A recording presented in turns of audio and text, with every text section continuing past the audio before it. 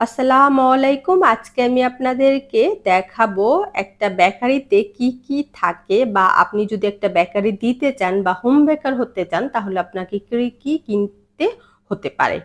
তো এইজন্য ১ম এ আপনার হচ্ছে প্রয়োজন পড়বে একটা ওভেনের। এটা হচ্ছে গ্যাস ওভেন। আপনারা চাইলে ইলেকট্রিক ওভেন নিতে পারেন। রেস্টুরেন্টে যেহেতু অনেক বেশি কিছু হয় তৈরি, সো ওখানে এই গ্যাস ওভেনই ইউজ হয়। আর এই গ্যাস ওভেনটা হচ্ছে এরকম, আপনারা আমার অন্যান্য রেসিপিগুলো দেখলে এটা সম্পর্কে জানতে পারবেন বিস্তারিত।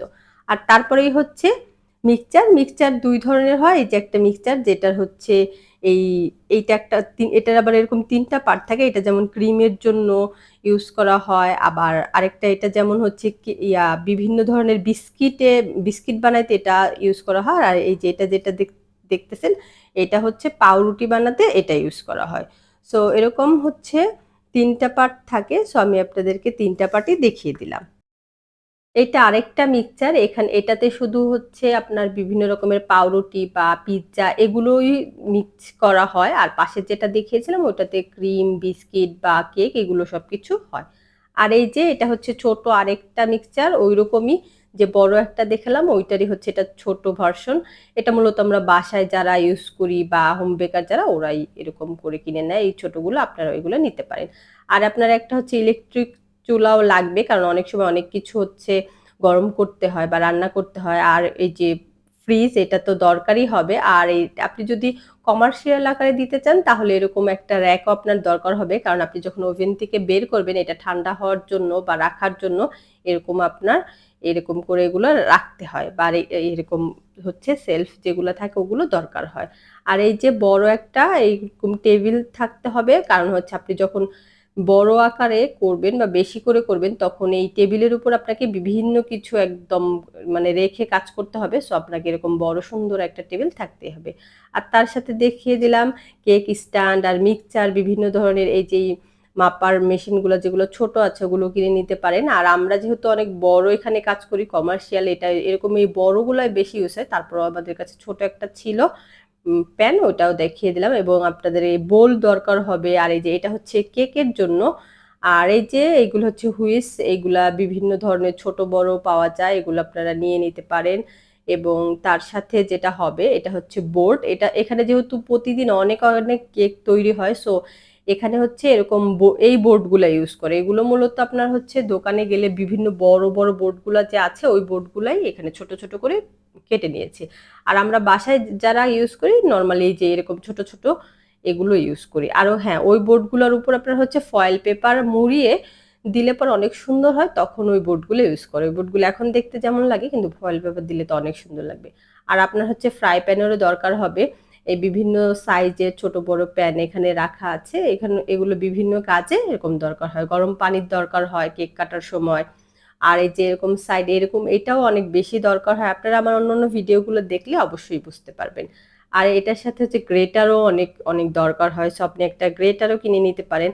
আর এখন আমি আপনাদেরকে দেখাবো যেমন এরকম এখানে রেস্টুরেন্ট এগুলো ৩ টা থাকে। যেমন এটা হচ্ছে গিয়ে র‍্যাপিং পেপার বলি। বিভিন্ন কিছু র‍্যাপিং করে ফ্রিজে রাখা হয় বা সাইডে রেখে দেওয়া হয়। মানে ঢাকনা হিসেবে মূলত এটা কাজ করে। এবং এগুলা যেরকম হচ্ছে পলিথিন টাইপ থাকে। আমি জানি আপনারা অনেকেই এটা চিনেন। তারপরেও আমি আমার ভিডিওর সুবিধার্থে বা আমি যারা জানে না মূলত তাদের জন্য এই ভিডিওটা করা। সো আমি তাদের জন্য পুরোটাই দেখাচ্ছি। তো তারপরে হচ্ছে এটা হচ্ছে একটা গেল। আর এই যে এখন আমি এটা দেখাচ্ছি আপনাদেরকে ফয়েল পেপার। তো এই ফয়েল পেপার মোটামুটি আমরা সবাই অনেক চিনি। ফয়েল পেপার এই যে এটা। এবং তারপরে আরেকটা যেটা থাকে বেকিং পেপার। মানে বেকিং করতে এই পেপারটা অনেক বেশি দরকার হয়। বিভিন্ন কিছু বেক করার সময় নিচে এই পেপারটা দিয়ে দেওয়া হয়। সো এর জন্য এটার নাম হচ্ছে বেকিং পেপার। তো মূলত এই ৩ টে ইউজ করা হয়। আর এখানে এই যে অনেক ধরনের নাইফ আছে। এখানে একেকটা একেক ধরনের কাজে আসে। যেমন এটা যেটা আমি হাতে নিয়েছি এটা হচ্ছে ক্রিম কেকে দেওয়াতে সাহায্য করে। মানে ক্রিম হচ্ছে কেকে দেওয়ার জন্য এটা বেশিরভাগ ইউজ করা হয়। সাইড দিয়ে সুন্দরভাবে দেওয়া যায়। এবং এই যে এটা যেটা দেখা যাচ্ছে যে এরকম ঢেউ, ঢেউ টাইপের এগুলো হচ্ছে পাউরুটি, কেক এগুলো কাটার জন্য এগুলো ইউজ করা হয়। যেমন ওইটা হচ্ছে অনেক বড় টাইপের ফাঁকা, ফাঁকা। আর এটা হচ্ছে অনেক ছোট, ছোট টাইপের। তো একটা কেক কাটতে সুবিধা হয়। একটা আপনার হচ্ছে পাউরুটি কাটতে সুবিধা হয়। তো এরকম একেকটা একেক রকমের হয়। আবার এই স্কেল দিয়েও হচ্ছে আপনার খুব ভালো করে কেকের গায়ে ক্রিম লাগিয়ে দেওয়া যায়। তো এই তো আর এই যে এগুলো হচ্ছে মাপা টিপ, ফিতা যাই হোক। তো এগুলা বিভিন্নটা বিভিন্ন কাজেই লাগে। আর এই যে এই মোল্ড গুলো এগুলো হচ্ছে বিভিন্ন সময় যদি কোনো স্পেশাল ল্যাপটপ দরকার হয় তখন এগুলো দিয়ে এগুলো করে।